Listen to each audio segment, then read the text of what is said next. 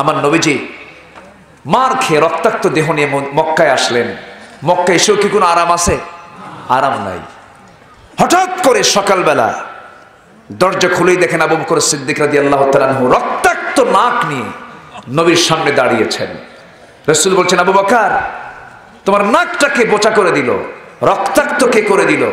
তিনি বলছেন, ইয়া রাসূলুল্লাহ, ফজরের সময় আমি সেজদা দিতে গিয়েছি আল্লাহর ঘরের দরজার সামনে। অথবা শাইবা, মুগিরা, এরা এসে আমার ঘাড়ের উপরে পা চালায় দিল, আমাকে চিৎ করে খড়ম জুতা দিয়া নাকটা বোচা করে দিয়েছে। আমি সেন্সলেস হয়ে পড়েছিলাম। হুজুর, আমি বাড়ির দিকে যাই নাই, ভাবলাম না জেনে তারা আপনাকে আক্রমণ করে কিনা। আমি আপনার মহব্বতে এদিকে ছুটে এসেছি যেন আপনার একটা পশমের জন্য কেউ আঁচড় না দিতে পারে। একটু আস্তে করেন সুবহানাল্লাহ। আমার নবীজি বলছেন, আবু বকর, কিছু খাইছো? হুজুর, এখন কিছু খাওয়া যাবে না। আমার মনে হয় আবু জাহেলের সন্ত্রাসী বাহিনী যে কোনো মুহূর্তে আপনার উপরে হামলা করতে পারে, আপনি চলুন, নচেত আমরা এখান থেকে বের হয়ে যাই, সন্ধ্যার পর আবার বাড়িতে ফিরবো। আমরা দুজন মিলে মক্কার একটু আউটসাইডে চলে গেলেন। আমার রাসূল বলছেন, আবু বকর, তোমার তো নাক থেকে রক্ত বের হচ্ছে, কষ্ট হচ্ছে, আমি তোমার জন্য কিছু খাবারের বন্দোবস্ত করি। মেষের পাল খুঁজলেন, উটের পাল খুঁজলেন, পেলেন না। ছোট্ট একটা ছাগলের পাল পেলেন। ছাগল পালের কেয়ারটেকার রাখালকে ডাক দিয়ে বলছেন, রাখাল, তুমি কি আমাকে একটা ছাগি দেবে? কি করবেন? সেই ছাগিটা আমাকে দিলে আমি একটু দুধ দহন করব। আমার বন্ধু আবু বকর রক্তাক্ত হয়েছে, তার কিছু উপকার হবে। রাখাল বলে, পারবো না দিতে। কেন পারবে না? কারণটা কি? এই ছাগলগুলো আমার না, আমার দায়িত্বে এই ছাগলগুলো আছে। আমি যদি আপনাকে দুধ দহনের জন্য ছাগলটা দেই, আমানতের খেয়ানত হয়ে যাবে। আমার নবীজি বললেন, রাখাল, তাহলে তুমি আমাকে এমন একটা ছাগি দাও যে ছাগির পেটে এখনো বাচ্চা আসে নাই, যে ছাগির ওলানে, ওলান বোঝেন তো, এলাকে কি বলে? ওলানি বলে, ঠিক আছে, ওলানে এখনো দুধ আসে নাই, এমন একটা ছোট্ট ছাগি আমাকে দেওয়া যায় কি? রাখাল এখন মনে মনে চিন্তা করে, এই ছোট্ট ছাগি দিয়ে এই লোক কি করবে, দেই দেখি। ছোট্ট একটা ছাগি নবীর হাতে দেওয়া হলো। আমার নবী যে ছাগিটা হাতের মধ্যে নিলেন, হাতের মধ্যে নিয়ে আমার নবীজি করলেন কি, কোলের মধ্যে নিয়ে ছাগলের ছাগির পিছনের দুই পার মাঝখান বরাবর আমার নবীজি দুটা দ্বারা হাতটা বরকতি হাতটা রেখে দিলেন, ফু মেরে দিলেন বিসমিল্লাহ বলে। সঙ্গে সঙ্গে ছোট্ট ছাগির গোটা ওলান দুধে ভরপুর হয়ে গেল। এবার বলছেন, রাখাল, একটা বাটি এনে দাও। বাটি এনে দেওয়া হলো। আমার নবীজি দহন করলেন, দহন করে করে বাটি পরিপূর্ণ হয়ে গেল দুধে। রাসূল বলছেন, আবু বকর, সকালবেলা রক্ত ঝরেছ, বিকালবেলা রহমতের পানি, রহমতের শরাব তুমি পান করো। জোরে বলেন সুবহানাল্লাহ। কষ্টের পরে সুখ আছে না নাই? সুখের পরে কষ্ট আছে না নাই? দিনের জন্য কষ্ট করলে পুরস্কার দিবেন কে? আল্লাহ দিবেন। আমার নবীজি তার হাতের ভিতরে বাটি তুলে দিলেন, বিসমিল্লাহ বলে খাওয়া শুরু করলেন। খেতে খেতে পেটের চামড়া টাইট হয়ে গেল। কিন্তু এবার তিনি বলছেন, ইয়া রাসূলুল্লাহ, দুধ তো খাইলাম জন্মের খাওয়া, পেট তো ভরে গেছে, কিন্তু কি খাওয়া খাইলাম, এক চুল পরিমাণ দুধ তো কমলো না। রাসূল বললেন, ঠিক আছে, তুমি আমার সামনে রাখালকে দিয়ে দাও। রাখালকে দেওয়া হলো। রাখাল তো বিসমিল্লাহ বলা বোঝে না।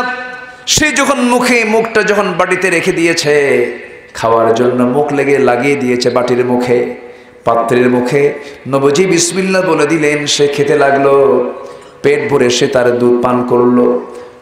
বাটি থেকে দুধ কমে না।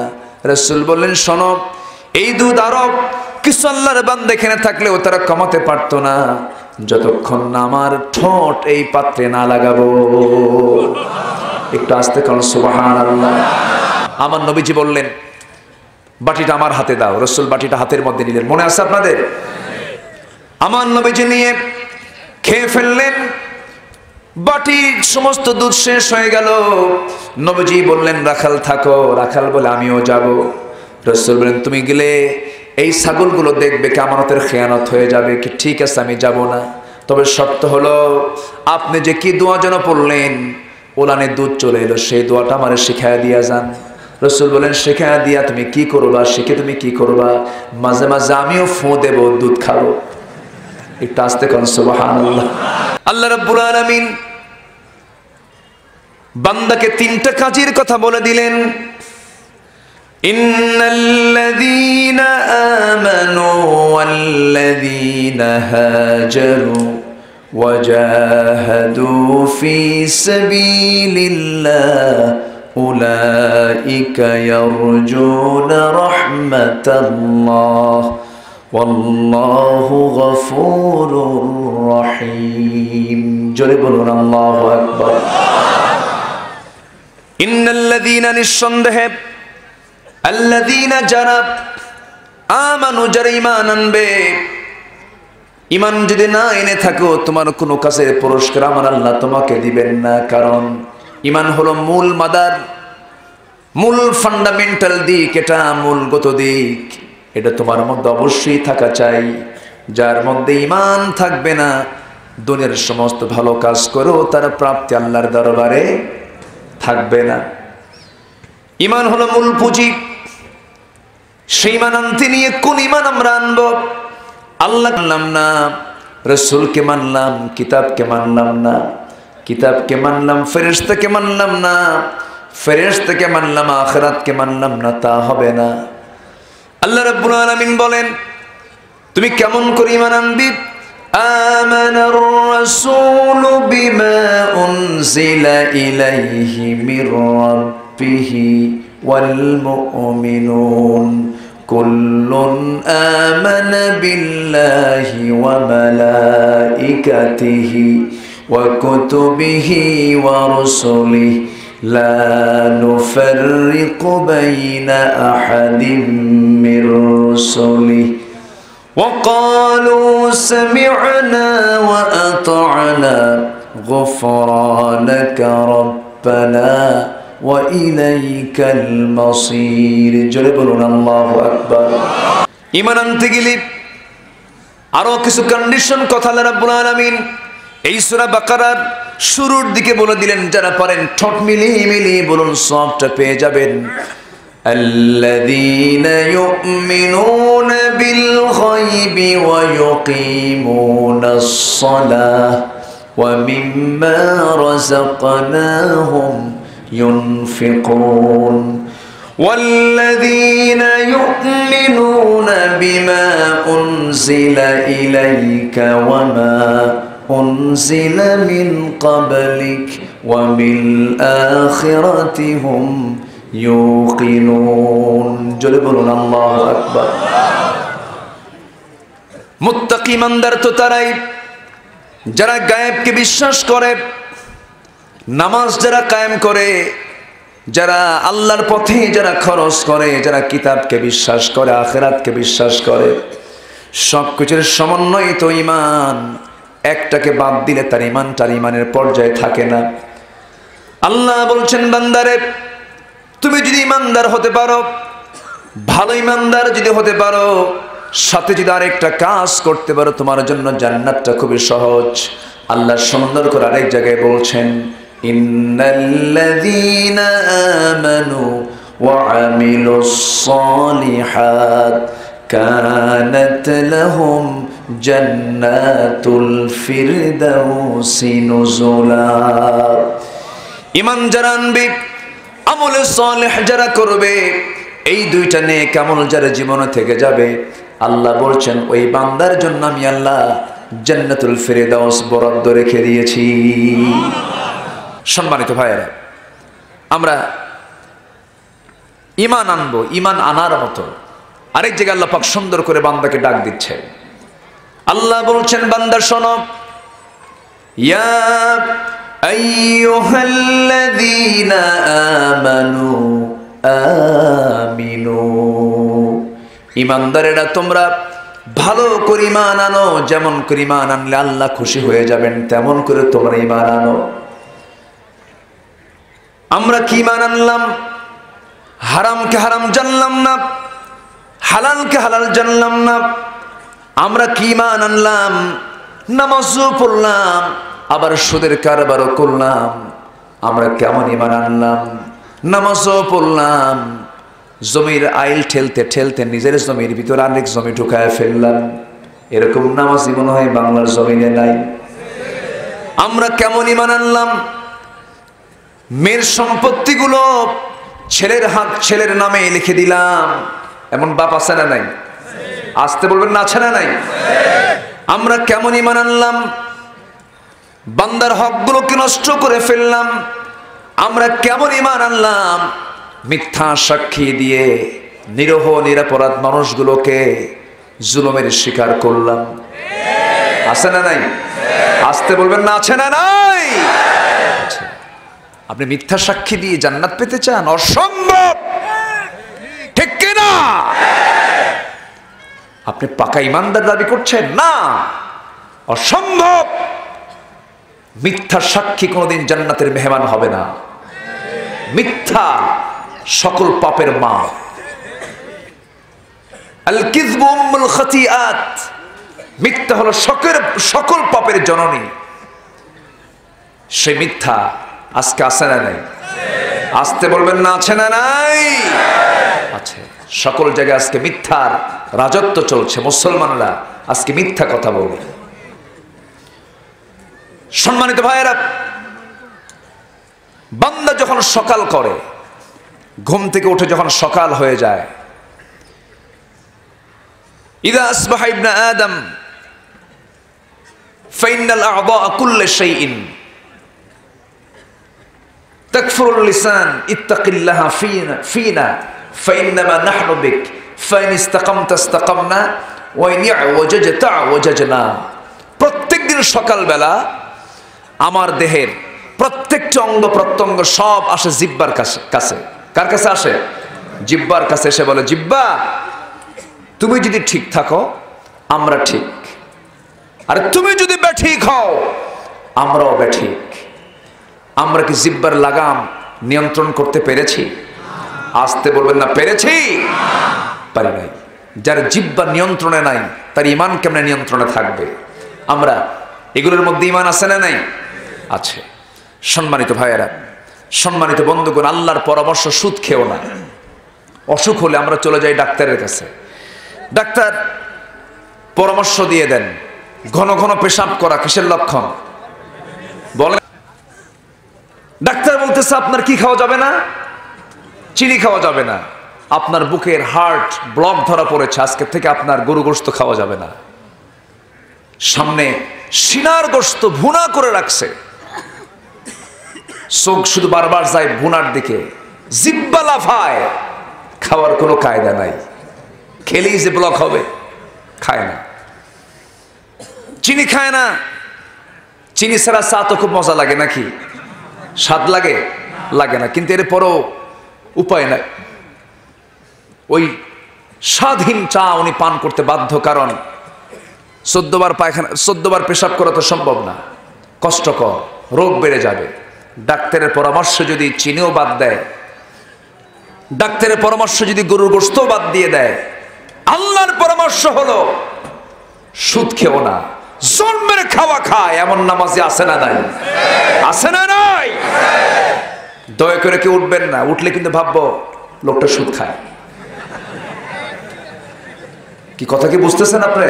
হ্যাঁ, কেউ উঠবেন না দয়া করে। একসময় উঠলে কিন্তু খুব সিরিয়াস ব্যাপার। থাকেন সবাই।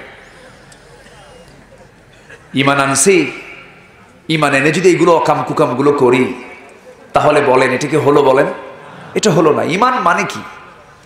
কোনো কাজ আমার ইচ্ছাই হবে না, সব হবে কার ইচ্ছায়? আসতে বলবেন না, কার ইচ্ছায়? আল্লাহর ইচ্ছায় হবে। এই চেতনা লালন না করা পর্যন্ত ঈমানদারের ঈমানের দাবি করা যাবে না। ঈমান শুধু নামাজের মধ্যেই সীমিত নয়। নামাজ তো আমার আপনার ডিউটি। এই দেশের সেনাবাহিনী সকাল বিকাল লেফট রাইট করে, ইউনিফর্ম পরে পরে সকাল বিকাল ব্যায়ামে নিজেকে, তার বডিটাকে ফিট রাখে। কেন? বহির্শত্রু আক্রমণ থেকে, প্রতিবেশী রাষ্ট্রের আক্রমণ থেকে দেশকে রক্ষার জন্য তার এরকম চেষ্টা, শরীরটাকে ফিটনেস ঠিক রাখা। ড্রেসগুলোকে ঠিক রাখা, এটার মূল লক্ষ্য হলো বহির্শত্রু যেন আক্রমণ না করতে পারে, তারা যেন প্রতিহত করতে পারে, এই জন্য সামরিক বাহিনী। এখন যদি সকাল বিকাল লেফট রাইট করলো, পোশাকও ঠিক থাকলো, কিন্তু ওই সেনাবাহিনীর কর্মকর্তা যদি প্রতিবেশী শত্রু রাষ্ট্রের সঙ্গে যদি যোগ সাজস করে, তার কি এই লেফট রাইটের কোনো দাম আছে নাকি? আসতে বলবেন না, দাম আছে নাকি? না। আমি নামাজ পড়লাম, সেজদা দিলাম, কিন্তু আমার ভিতরে এমন কিছু পাপ লুকানো আছে যে পাপ ইমানের সম্পূর্ণ খেলাফ, সব নিষ্ফল হয়ে যাবে। 1 মণ দুধের ভিতরে কতটুকুন বলেন, কতটুকুন? 1 ফোঁটা কি পড়লে? হ্যাঁ, চুনা না? হ্যাঁ, কি বলে এলাকায়? হ্যাঁ, সেনা। সেনা। যাই হোক, এক একটা এলাকার এক একটা নাম থাকে, এক এক এলাকার এক একটা ভাষা থাকে। তবে বাগেরহাট, খুলনা, বরিশাল, যশোর, একটা ভাষার একটা চরম মিল আছে, কথাগুলো বোঝা যায়। মাশাআল্লাহ, বলি আলহামদুলিল্লাহ। গতকালকে সেখানে ছিলাম, কক্সবাজার, বুঝতেছেন তো? বদ্দাম খড়ে, বুঝতেছেন কিছু? বড় ভাই আপনি কোথায়? বদ্দা আপনি খড়ে। এত জটিল, মালাকুল মউতের বুঝতে কষ্ট হবে। এটা কথার কথা বললাম, আবার এটা নিয়ে আবার কোনো ব্যাখ্যায় যাবেন না। সম্মানিত ভাইয়েরা, এদিক থেকে বাংলা ভাষা অনেকটাই ভালো এই অঞ্চলে, বলি আলহামদুলিল্লাহ, জোরে বলি আলহামদুলিল্লাহ। সম্মানিত ভাইয়েরা, সম্মানিত বন্ধুগণ, আমানত ঠিক রাখতে হবে, বান্দার হক নষ্ট করা যাবে না। কোন হক ইমানদার নষ্ট করতে পারে না। আমার নবীজি অনেক সময় তো বয়ান করতেন, ইতিহাস টানতেন। একদিন তিনি একটা হাদিসের ইতিহাস টানলেন, সাহাবা কেরামকে নিয়ে বললেন, সাহাবীরা একটা ইতিহাস শোনো। হুজুর শুনান আপনি। আমার নবীজি বললেন, শোনো, বনি ইসরাইল গোত্রের, বনি ইসরাইলের ভিতরে 3 যুবক একদিন কোথাও কোনো সফরে যাচ্ছিল। হঠাৎ করে প্রবল ঝড় শুরু হয়ে গেল। সেই প্রবল ঝড়ে, পাহাড়িয়া ঝড়ে, ওই 3 যুবক আশ্রয় নেবে কোথায়? সেই ঝড়ের কবল থেকে বাঁচার জন্য এটা পাহাড়ের গুহার মধ্যে আশ্রয় নিল। গুহার মধ্যে আশ্রয় নেওয়ার সঙ্গে সঙ্গে প্রবল বর্ষণে সেই গুহার মুখে উপর থেকে একটা বিশাল ওজনের একটা পাথর এসে সেই গুহার মুখটা লাগায় গেল, ব্লক হয়ে গেল। বের হওয়ার কোনো উপায় নাই, মৃত্যু ছাড়া কোনো গতি নাই। 3 জনের চেহারা শুকায় গেছে, চক্ষুটা ভীত ভীত হয়ে গেছে। এই 3 জন যুবক মিলে বলতেছে, শোনো, এই বিপদ থেকে আমাদেরকে কেউ বাঁচাবে না। এই বিপদ থেকে বাঁচানোর একমাত্র ক্ষমতা, যোগ্যতা কে রাখেন? আসতে বলবেন না, কে রাখেন? এটার নাম কি? বলে, এটার নাম কি? এটার নাম কি? ঈমান। আল্লাহ ক্ষমতা রাখেন, আল্লাহ আমাকে হেফাজত করবেন। শতভাগ আস্থা এনে, শতভাগ বিশ্বাস এনে এই 3 যুবক তাদের জীবনের শ্রেষ্ঠ আমলগুলোর কথা মনে করে। এক যুবক বলে, আল্লাহ, জীবনে তেমন কোনো ভালো আমল করতে পারি নাই, তবে আমার নিয়ন্ত্রণে এক শ্রমিক কাজ করেছিল। সেই শ্রমিক সকাল থেকে সন্ধ্যা পর্যন্ত কাজ করে তার মজুরিটা আমি দিতে পারি নাই, আমি তাকে খুঁজে পেলাম না। সেই মজুরির টাকা দিয়ে একটা ছাগল কিনলাম। সেই ছাগি থেকে ছাগল পাল হয়ে গেল। দীর্ঘদিন পরে যখন সে আসলো, আমি তাকে আগের সেই টাকা না দিয়া তার টাকা অর্জিত একটা ছাগল পাল, টোটাল ছাগল পাল আমি তার হাতে অর্পণ করে দিয়েছিলাম। ও আল্লাহ, এই আমানতদারিতে তোমার কাছে যদি পছন্দ হয়, এই বিপদ থেকে তুমি আল্লাহ আমাদের একটু উদ্ধার করার ব্যবস্থা করো। সঙ্গে সঙ্গে কি হলো? রাসূল বললেন, পাহাড়ের মুখ থেকে 3 ভাগের 1 ভাগ অংশ সেই পাথরটা সরে গেল। আরেকজন যুবক বলে, আল্লাহ, জীবনে তেমন কোন আমল করতে পারি নাই, তবে কোন এক রাতের আধারে বাড়ি ফিরতে আমার অনেক রাত হয়ে গেল। বাড়িতে ফেরার সঙ্গে সঙ্গে আমার গিন্নি আমার হাতে 1 গ্লাস দুধ তুলে দিল। সেই দুধটা আমি নিজে খেলাম না, আমার সন্তান জায়গা পেয়ে গেল। সন্তান খাওয়ার জন্য কান্নাকাটি করে সন্তানের মুখেও দিলাম না, আমার মুখেও দিলাম না, আমার স্ত্রীর মুখেও দিলাম না। সোজা আমি মার ঘরে গিয়ে বললাম, মার ঘরে গিয়ে মার সামনে দাঁড়ালাম। মা তো ঘুমে। মা যতক্ষণ ঘুমায় ততক্ষণ পর্যন্ত আমি শিওরে দাঁড়িয়েছিলাম। মা যখন জায়গা পেলেন, আমি মার সামনে বললাম, মা এই যে গ্লাস দুধ ভর্তি করে নিয়ে এসেছি, তুমি এটা পান করো। আমার মাকে, বৃদ্ধা মাকে আমি নিজে না পান করে আমার সন্তানদেরকে না পান করে মাকে পান করিয়েছি। আল্লাহ, এতটুকুন হক, এতটুকুন অধিকার আদায়ের চেষ্টা করেছি বাপ মার ক্ষেত্রে। আল্লাহ, আজকের এই চরম বিপদ থেকে তুমি আল্লাহ আমাদেরকে হেফাজত করো। 3 ভাগের 2 ভাগ পাথরটা সরে গেল। একটু আস্তে করুন সুবহানাল্লাহ, জোরে বলুন সুবহানাল্লাহ। আরেকজন যুবক দোয়া করে, আল্লাহ জীবনে তেমন কোন আমল করতে পারি নাই, তবে আমি একটা দিন একটা আমলের কথা মনে করে তোমার কাছে আমরা আজকে ক্ষমা চেয়ে নিচ্ছি, বিপদ থেকে উদ্ধার করো। ও আল্লাহ, আমার আপন চাচাতো বোন ছিল, সেই চাচাতো বোনের সাথে আমার দীর্ঘদিনের পীড়িত ছিল, সম্পর্ক ছিল। সেই সম্পর্কের চূড়ান্ত যেদিন পরিণয় হয়ে যাবে, দৈহিক মিলন হবে, আমি আমার চাচাতো বোনের ঘরের মধ্যে ঢুকলাম। ঢোকার সঙ্গে সঙ্গে দেখি আমার চাচাতো বোনের চোখ বেয়ে বেয়ে টপ টপ করে পানি পড়ে। আমি আমার চাচাতো বোনের 2 উরুর মাঝখান পর্যন্ত গিয়েছি, জেনার কাছে লিপ্ত হয়ে যাব। আমি বললাম, বোন রে, তোর চোখে পানি কেন? বোন আমাকে বলে, আমার চোখে পানি আসার মূল কারণ হলো, শুধু আমরা ভাবতেছি আমরা দুজন, কিন্তু এই দুজনকে দেখছেন একজন সাক্ষী, আমার আল্লাহ রাব্বুল আলামিন। ও আল্লাহ, আমার বোনের সেই সতর্কতা, সঙ্গে সঙ্গে আমি সেই জায়গা থেকে আমি নিজেকে গুটায় নিলাম। যৌবনকে নিয়ন্ত্রণ করে জেনার কাছে লিপ্ত না হয়ে আমি নিজেকে ব্যাক করে নিলাম। আল্লাহ, তুমি যদি এই আমলটাকে কবুল করো, এই বিপদ থেকে আজকে আমাদেরকে উদ্ধার করো। টোটাল পাথর সরে গেল। 3 জন সেই পাহাড়িয়া গর্ত থেকে, সেই বনি ইসরাইল গোত্রের সেই 3 যুবক তারা রেহাই পেয়ে গেল। আমার ভাইরা, নবীজি বুঝালেন 3টা বিষয় এই জায়গায় বুঝালেন। একটা হলো পিতামাতার হকের ব্যাপারে কথা বললেন। নাম্বার 2 হলো আমানতদারিতার ব্যাপারে কথা বললেন।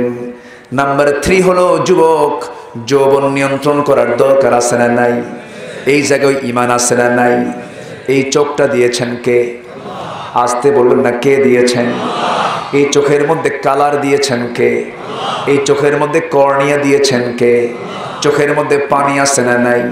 এই পানি কিসের পানি? টিউবওয়েলের পানি নাকি? ঘামের পানি একরকম, চোখের পানি একরকম। ঘামের পানি যদি চোখের মধ্যে ঢোকে তখন কেমন লাগে? জলাজলি শুরু হয়ে যায়। এই ঘাম চোখের মধ্যে ঢুকলে বেকায়দা, মানে ওই চোখের পানি আর এই ঘামের পানি একরকম না। একই বডি থেকে বিভিন্ন জায়গায় পানি বের হয়ে যায়। আমাদের মূত্রনালী দিয়ে যে পানিটা বের হয়ে যায়, সেটা আল্লাহ রাব্বুল আলামিন রক্তটাকে ছাকায় নেন, কিডনি দিয়ে ফিল্টারিং করেন। প্রত্যেকটা কিডনিতেই 2টা 10 লক্ষ 20 লক্ষ ছাকনি রেখে দিয়েছেন আল্লাহ রাব্বুল আলামিন। এত সুন্দর করে বানিয়ে দিয়েছেন, বান্দা কি সুন্দর তোর চোখটা আমি বানায় দিলাম। শুধু চোখ বানায় ছাড়ে দিলাম না, এই জমিনে চলতে গিয়ে কত ভাইরাস তোর চোখে অ্যাটাক করবে, এই জমিনে চলতে গিয়ে কত ধুলাবালি তোর চোখের মধ্যে ঢুকবে। এই ধুলাবালি থেকে বাঁচানোর জন্য আমি আল্লাহ স্থায়ী সেখানে পানির বন্দোবস্ত করে দিয়েছি। সেই পানি যদি এই পানি হতো, শীত প্রধান দেশের লোকের চোখের পানিগুলো বরফ হয়ে যেত, চোখ নষ্ট হয়ে যেত। আল্লাহ রাব্বুল আলামিন এমন পানির বন্দোবস্ত করে দিয়েছেন, চোখের পেছনে এমন একটা মেশিন দিয়েছেন, ওই মেশিন দিয়ে এমন পানি আল্লাহ রাব্বুল আলামিন প্রসেসিং করে বের করেন। ওর মধ্যে কিছু পানি, কিছু শ্লেষ্মা, কিছু তেল এবং ইলেকট্রোলাইটের জটিল মিশ্রণে আল্লাহ রাব্বুল আলামিন এমন পানি বের করে দিয়েছেন, বান্দা এই পানি ধুলা ঢোকার সঙ্গে সঙ্গে পানিটা বের হয়ে তোর চোখটাকে আমি আল্লাহ স্বচ্ছ রেখে দেই। জোরে বলে সুবহানাল্লাহ। এই চোখ দিয়েছেন কে? আমরা কার সৃষ্টি দেখব? আজ কার সৃষ্টি দেখব? প্রশংসা করব কার? এই চোখ দিয়ে দেখব আল্লাহর সৃষ্টিগুলো। এই চোখের মধ্যে পানি দিলেন কে? এই চোখটা ঠিক রাখলেন কে? এই চোখ দিয়ে পরনের দিকে তাকায় থাকে কে? আল্লাহ চায় থাকে? আল্লাহ হ্যাঁ হ্যাঁ, কষ্ট পাচ্ছেন আপনারা? আমি কি আলোচনা চালাবো? নারীর দিকে তাকানো জায়েজ আছে না নাই? হ্যাঁ, নারীর দিকে তাকানো জায়েজ আছে না নাই? হ্যাঁ, কোন উত্তর দিচ্ছেন না তো। নারীর দিকে তাকানো জায়েজ আছে না নাই? নাই নাই, দুই দিকই কয়, দেখছেন? এখন কি কি কথা বলি এখন? হ্যাঁ, দুইজনের উত্তরই সঠিক। তাকানো জায়েজ আছে, আবার তাকানো জায়েজ নাই। মেয়ের দিকে তাকাবো না কেন? মেয়ে তো বরকত, মেয়ে তো রহমত। বলি আলহামদুলিল্লাহ। মেয়ে কি? রহমত। বউ হলো বরকত। বউ কি? বরকত। বিয়ে করবেন বরকত পাবেন, বিয়ে করবেন না কামাই করবেন,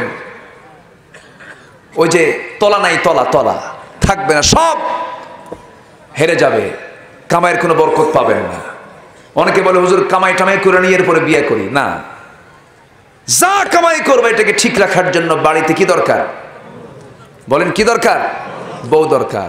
বিয়ে তো ইমানের অর্ধেক, বউ তো ইমানের অর্ধেক। যাদের বিয়ে নাই, যারা বিয়ে করে নাই, তাদের ইমান অর্ধেক হয়ে বসে আছে। ঠিক, মানে কি বিয়ে শাদী করো নাই তুমি? আচ্ছা, বিয়ের কথা কে বলেছেন? আস্তে করুন। বিয়ের কথা কে বলেছেন? আল্লাহ বলছেন। তোমার নজর ঠিক হয়ে যাবে, বিয়েটা করে নাও। ফানকিহু মা তাবা লাকুম মিনান নিসা মাসনা ওয়া সুলাসা ওয়া রুবা। বিয়ে করো, 2 2, 3 3, 4 4টা বিয়ে করো। এই কথা শোনার সঙ্গে সঙ্গে এখন আমার এলাকার মায়েরা মনে মনে ভাবতেছে, কি হুজুর নিয়ে আসলে, এই তো ঝড় তুললো। সম্মানিত ভাইয়েরা, এটা কি আমার কথা না আল্লাহর কথা? আসতে বলবেন না, কার কথা? আল্লাহর কথা। বিয়ে করো, তবুও তুমি জেনার কাছে যেও না, জেনার কাছে লিপ্ত হয়েও না, অশ্লীল কাজে তুমি নিজেকে জড়িও না। বিয়েটা করে নাও। আর নিকাহ সুন্নতি, রাসূল বলেছেন বিয়েটা হলো আমার সুন্নাত, আমি নিজে বিয়ে করেছি। সুবহানাল্লাহ বলেন।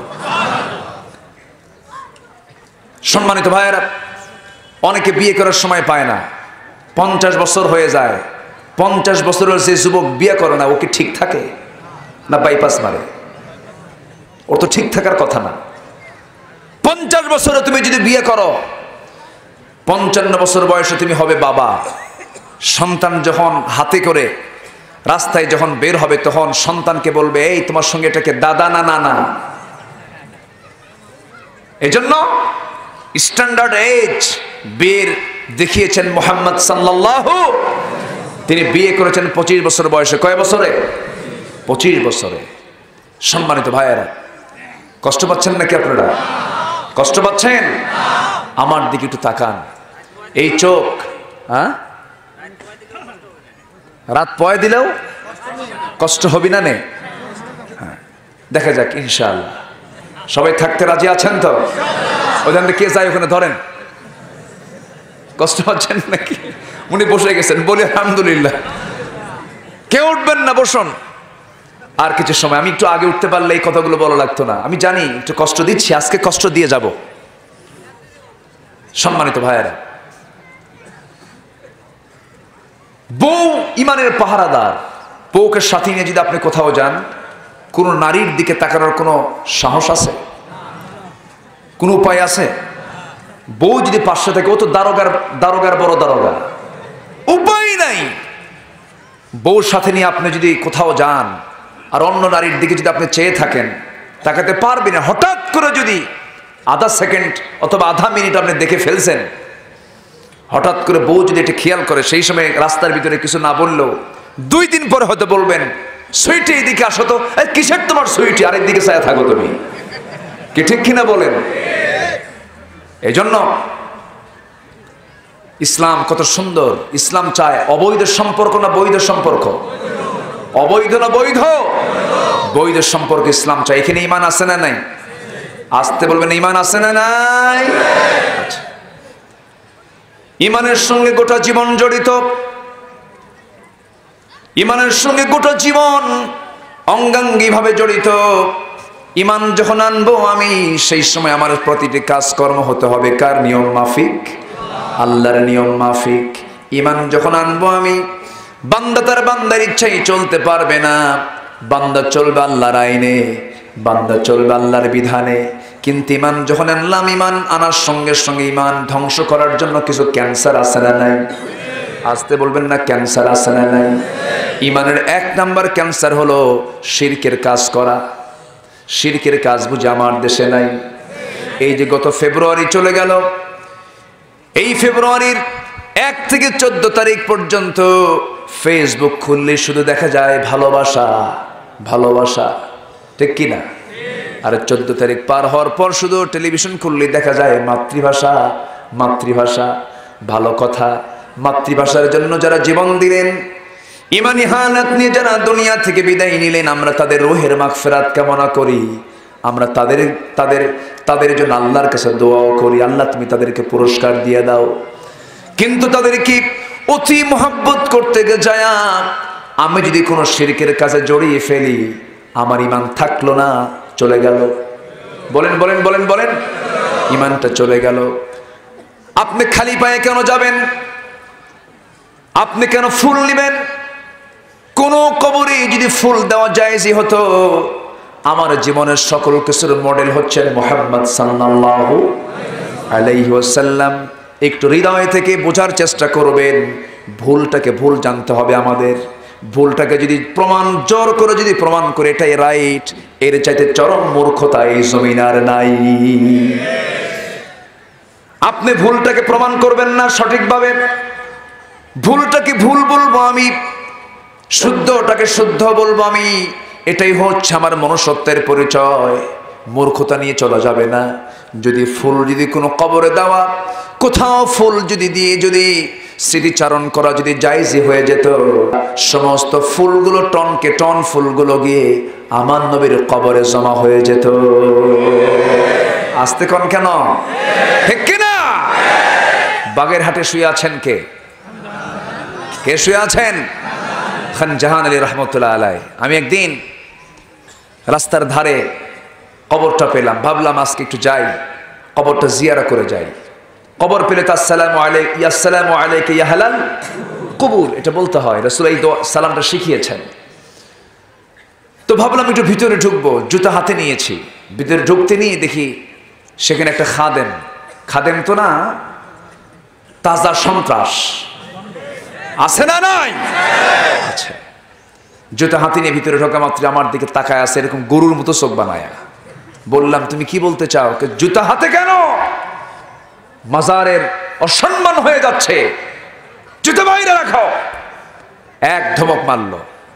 আমি বললাম ভাই জুতা বাইরে রাখবো কোথায়? জুতা বাইরে রাখার তো জায়গা নাই। জুতা যদি চুরি হয়ে যায়, চুরি হলে আমার কি করার আছে? তুই তো চোর, ঠিক কিনা? আমার নবীর কবর জিয়ারা করলাম হাতে জুতা নিয়া, জুতার ব্যাগের মধ্যে জুতা রেখে নবীর কবর জিয়ারা করলাম। সেখানে কেউ কিছু বলে না। জুতা তো একটা পোশাক, জুতা একটা কি পোশাক, এটা একটা ড্রেস, পার একটা পোশাক। এটা যদি এটা পায়ে থাকে, কিন্তু এটা যদি পবিত্র থাকে, জুতা পায়েও নামাজ হবে কিনা বলেন? মোজা পায়ে নামাজ হয় না? জুতা যদি খুব সফট হয়, খুব নরম হয়, জুতা দিয়েও তো নামাজ হবে। বলতেছে যে আমারে জুতা রেখে আসো। আমি বললাম তুই তো জুতা চোর। সম্মানিত ভাইয়েরা, খান জাহান আলী রহমতুল্লাহ যদি বেঁচে থাকতেন, আর যদি এইরকম সন্ত্রাসকে তিনি দেখতেন, জব করতেন, এদেরকে জব করতেন, ঠিক কিনা? সিলেটে শুয়ে আছেন শাহজালাল আলী ইয়ামিনী রহমতুল্লাহ আলাই। একদিন কাজ দিয়ে যাচ্ছিলাম, ভাবলাম একটু সালামটা দেই, উপায় নাই। দেখি সালার চট পড়ে মোষ একখান বাঁকা করে। সে মোষগুলো কি হাইব্রিড জাতের মোষ, 2-2.5 ইঞ্চি মোটা। শয়তান দেখতে ওই রকমই, বুঝলেন? শয়তান দেখার জন্য ওইরকম লোকের দিকে তাকালে মনে হবে শয়তান এইরকমই দেখতে। সালার চট পড়ে আছে, হাসেও না কান্দেও না, আছে না নাই? কিছু কিছু পাগল গিয়ে তাদের কাছে ধর্ণা দেয়। এক কথায় শেষ করে দিচ্ছি, একজন অসামাজিক, ব্যক্তিত্বহীন, বেনামাজি, পাগল, উম্মাদ, মস্তিষ্ক বিকৃত কোনো মানুষ কখনো আল্লাহওয়ালা হতে পারে না। কি কথা কি বোঝা গেল? কোন পাগল আল্লাহর ওলি হয় না। এই বিশ্বের সেরা ব্যক্তিত্ব ছিলেন মুহাম্মদ সাল্লাল্লাহু, তার চাইতে মহামানব, আল্লাহর নৈকট্য হাসিল করেছেন এমন কোন দ্বিতীয় মানব পৃথিবীতে আছে? তার কি বউ নাই?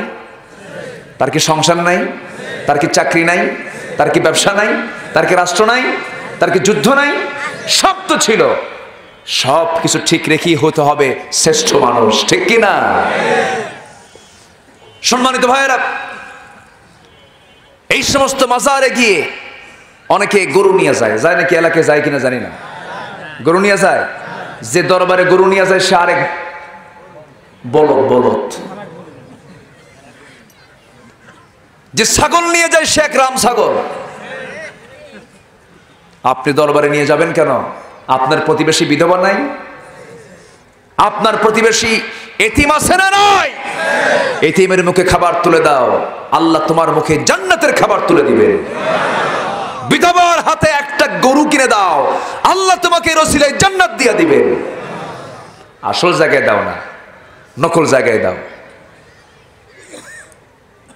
আল্লাহর ধন রসুলকে দিয়া, আল্লাহ গেছে গায়েব হইয়া। এই ওয়াজগুলো করো না, থাপড়ায় সোজা করা দরকার এই বেয়াদবদের, ঠিক কি না? কষ্ট পাচ্ছেন? আলোচনা করব, কথাবার্তা বলবো। সম্মানিত ভাইয়েরা, সম্মানিত বন্ধুগণ, এই সমস্ত কিছু দরবার আছে। ঢাকাতে তো একটা দুষ্ট মরছে, কি যেন মরছে, কি নাম জানো? হ্যাঁ, দেওয়ানবাগি। হ্যাঁ, এক বেয়াদব মারা গেছে। তার পেটটা কত বড় জানেন? কোলাকুলি হবে না, উপায় নাই। মাঝখানে ভারত বাংলাদেশের সীমানার প্রাচীর, 220 কেজি ওজন তার, ছোট মোটো হাতি। সে বলতো তার বউ নাকি ফাতেমা, তার ছেলে নাকি হাসান হোসাইন। এই দুষ্ট মরছে। দুষ্টের কিছু আওলাদ আছে না নাই? আসতে বলবেন না, আছে না নাই? পৃথিবীতে কোনো মানুষ মানুষকে সেজদা দেবে? কোনো মানুষ মানুষকে সেজদা দিতে পারে? কোনো মানুষ কোনো মানুষের পায়ে সেজদা দিতে পারে? এই সমস্ত দরবারগুলোতে আছে না নাই? পীরকে সেজদা দেয়, ঈমান থাকবে না। ছোট্ট একটা ইতিহাস মনে পড়লো, আমার নবীর ইতিহাস। আমার নবীজি কখনো সেজদা নিয়েছেন না। নবীর সামনে এক পাহাড়িয়া উঠ এসে সেজদা দিচ্ছে রসুলকে। সাহাবীরা বললেন, ইয়া রাসূলুল্লাহ, আমার একটু সেজদা দেই। রসুল বললেন, পৃথিবীতে কোনো মানুষ মানুষকে সেজদা দিতে পারে না। এই মস্তক একমাত্র কার জন্য?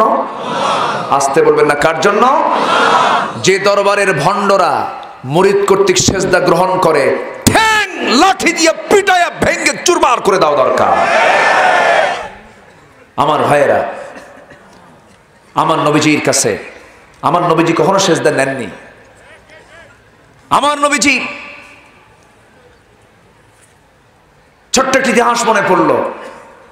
মক্কায় যখন তার দাওয়াতি কাজ বন্ধ হলো, আবু জেহেল ফরমান জারি করলো, মুহাম্মাদের দাওয়াতি কাজ বন্ধ, দলীয় নিবন্ধন বন্ধ, কোন প্রকার কাজ টাজ করতে পারবে না। মুহাম্মদ বিন আব্দুল্লাহ সকল কার্যক্রম স্থগিত ঘোষণা করা হলো। মুহাম্মদ বিন আব্দুল্লাহকে গৃহবন্দী করা হলো। আমার নবীজি ঘর থেকে বের হতে পারেন না। হঠাৎ করে তার মধ্যে একটা চিন্তা আসলো, না, আমি একটু তায়েফবাসীকে কালিমার দাওয়াত দিতে যাব। রওনা করলেন তায়েফের দিকে, পাহাড়ি অঞ্চল। পায়ে হেঁটে চলে গেছেন তায়েফে।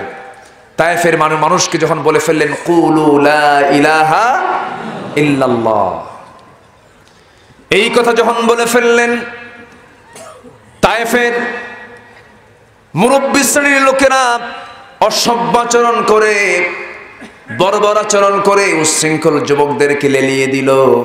বলল, তোমার হাতের মধ্যে পাথর নিয়ে মুহাম্মদকে রক্তে রঞ্জিত করে দুনিয়া থেকে বিদায় করে দাও। চোখা চোখা পাথর নিল, নবীজির মাথা থেকে পা পর্যন্ত আবদ মস্তক মেরে মেরে রক্তাক্ত করে দিল, পাগল মনে করে তাকে মারল।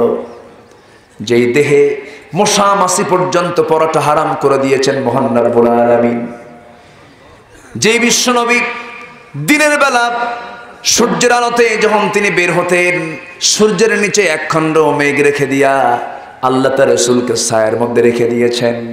সেই রাসূল কালিমার দাওয়াত দিতে গিয়া তায়েফের ময়দানে এমনটা মার খেলেন, মাথা রক্তগুলো গড়ি গড়ি পার তলা পর্যন্ত চলে এলো, জুতার তলার সঙ্গে পায়ের তলার জমাট বেঁধে গেল। নবীজি মুখ থুবড়ে জমিনে পড়ে গেলেন। সবার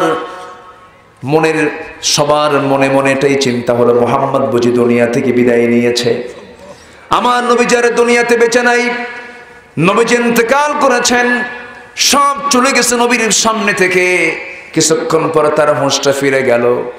জিবরিল আমিন এসে বললেন, ইয়া রাসূলুল্লাহ, আপনার এই হালত দেখে আল্লাহ তাআলা আমাকে তাড়াতাড়ি পাঠিয়েছেন, আজকে আপনি যা বলবেন তাই হবে।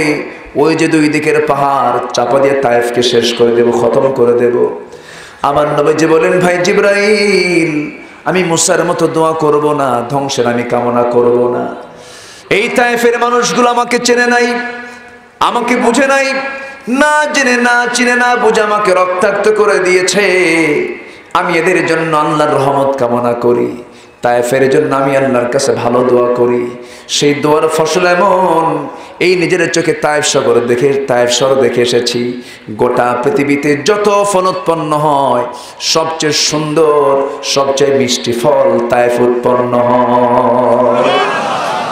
আমার নবীজি উল্টো তাদের জন্য দোয়া করে সেখান থেকে চলে আসলেন। সেখান থেকে যখন তিনি চলে আসবেন, পিছন দিকে বারবার তাকান, শত্রু আবার আক্রমণ করে কিনা। আমার নবীজি পিছন দিকে ফিরে তাকায়া দৌড় মেরে মেরে সেই জায়গা থেকে তিনি চলে আসলেন। সামনের দিকে এগিয়ে গিয়ে আর হাঁটতে পারছেন না। 3 দিনের না খাওয়া বিশ্বনবী, 3 দিন তিনি খান নাই। নবীজির পেটটা পেটের সঙ্গে লেগে গেছে, হাঁটতে পারছেন না। সামনে আঙ্গুরের বাগান পেলেন, আঙ্গুরের বাগানের মধ্যে ঢুকলেন, ঢুকে সেন্সলেস হয়ে পড়ে থাকলেন। রক্তাক্ত বিশ্বনবীকে দেখে ওই বাগানের কেয়ারটেকার এক যুবক রাসূলকে দেখি মনে মনে চিন্তা করলো, মনে হয় এই যুবকটা বাঁচবে না, দেখি শেষ চেষ্টা করি। আঙ্গুর বাগান থেকে কয়েক থোকা আঙ্গুর পেরে নিয়া হাতের মধ্যে নিয়া মোটে চিপে চিপে 1 গ্লাস আঙ্গুরের রস 1 গ্লাস নবীর সামনে হাজির করে বলে, যুবক, তোমার চেহারার দিকে তাকায় মনে হচ্ছে তুমি বাঁচবে না, রক্ত শূন্যতায় ভুগছো। এই যে আঙ্গুরের রসটা দিলাম, তুমি একটু পান করে নাও। নবীজি হাতের মধ্যে গ্লাসটা নিলেন, বিসমিল্লাহ বলে সেবন করলেন। মুস্কি একটা হাসি মেরে যুবকের দিকে তাকায় বলছেন, যুবক, তোমার নাম তো আদ্দাস। আদ্দাস মনে মনে কয়, কোনোদিন দেখা হলো না, কথা হলো না, কোনোদিন আমার সঙ্গে 1 সেকেন্ডের জন্য সাক্ষাৎ পর্যন্ত হলো না, এই লোকটা আমার নামটা আদ্দাস বলে দিল কেমনে? রাসূল বলছেন, আদ্দাস, তুমি কি চিন্তা করো? তোমার গ্রামের বাড়ির নাম হলো নিনুয়া। এবার সে আরো আশ্চর্য হলো, আমার গ্রামের বাড়ির নামও তো জানার কথা না। এবার রাসূল বলছেন, আদ্দাস রে, যেই গ্রামে তোমার জন্ম, সেই গ্রামে আল্লাহর পয়গম্বর ইউনূস আলাইহিস সালাতু ওয়াস সালামের জন্ম। এবার আদ্দাস আশ্চর্য হয়ে মনে মনে চিন্তা করে, আল্লাহর নবীর খবর এই লোকটার কাছে কেমন করে আসলো? এবার বলছে, ও যুবক, আমার গ্রামে যে আল্লাহর নবীর বাড়ি, ইউনূসের বাড়ি, আপনাকে কে বললো? আমার নবীজি মুস্কি হাসি মেরে বলে, ও যুবক, একজন নবীর কাছে তার একজন নবীর খবর থাকতেই পারে। একটু আস্তে কোন সুবহানাল্লাহ। এর মানে আমরা বুঝবো না রাসূল গায়েব জানতেন, কিন্তু রাসূলকে জানিয়ে দিয়েছেন কে? আস্তে বলবেন না কে? আদ্দাসের বুঝতে দেরি হলো না, মুজিজা প্রকাশ পেয়ে গেল। আদ্দাস এবার খ্রিস্টানি কায়দায় 2টা হাত নবীর পায়ের কাছে নিয়ে গিয়ে সেজদা দেবে, যেমন করে আজকে ভণ্ড দরবার এগুলো আছে না নাই বলেন? আচ্ছা, আমার নবীজি সেই সেজদাতে গ্রহণ করলেনই না, বরঞ্চ যুবক আদ্দাসের 2টা হাত শক্ত করে চেপে ধরলেন, সোজা করে বুকের সঙ্গে বুক লাগায়া দিয়া বললেন, তুমিও বান্দা, আমিও বান্দা, তোমার দায়িত্ব আল্লাহর দাসত্ব করা, আমার দায়িত্ব আল্লাহর দাসত্ব করা, কিন্তু বান্দা বান্দার কোনোদিন দাসত্ব করতে পারে না। শিরক হল ইমানের ক্যান্সার, শিরক ইমানের ক্যান্সার। আমার ভাইয়েরা, আমার বন্ধুগণ, একটু মনোযোগ দিয়ে শোনার চেষ্টা করুন। রাত একটু গভীর হয়েছে, সংক্ষিপ্ত করে এই কথা বলার চেষ্টা করছি। আমার নবীজি করলেন কি? খ্রিস্টানি কায়দায় যখন শেষ সেজদা দিতে নিল, আমার নবীজি তাকে চট করে দুইটা হাত শক্ত করে ধরলেন, বুকের সঙ্গে বুকের আলিঙ্গন করলেন আর বললেন, শোনো আদ্দাস, এই পৃথিবীতে মানুষ মানুষকে কখনো সেজদা দিতে পারে না। আদ্দাস মনে মনে চিন্তা করে, না না, এই লোকটা আসলে আল্লাহর পয়গম্বর। জোরে কোন সুবহানাল্লাহ। যার মধ্যে কোনো অহংকার নাই, যার মধ্যে কোনো প্রাউড নাই, যার মধ্যে কখনো হাসি ছাড়া তারা চেহারা নাই, ইনি যে আল্লাহর পয়গম্বর কোনো সন্দেহ নাই। সঙ্গে সঙ্গে সেই যুবক বলে ফেললো, আশহাদু আল্লা ইলাহা ইল্লাল্লাহু ওয়াহদাহু লা শারীকা লাহু ওয়া আশহাদু আন্না মুহাম্মাদান আবদুহু ওয়া রাসূলুহু। হেদায়েতের মালিক কে?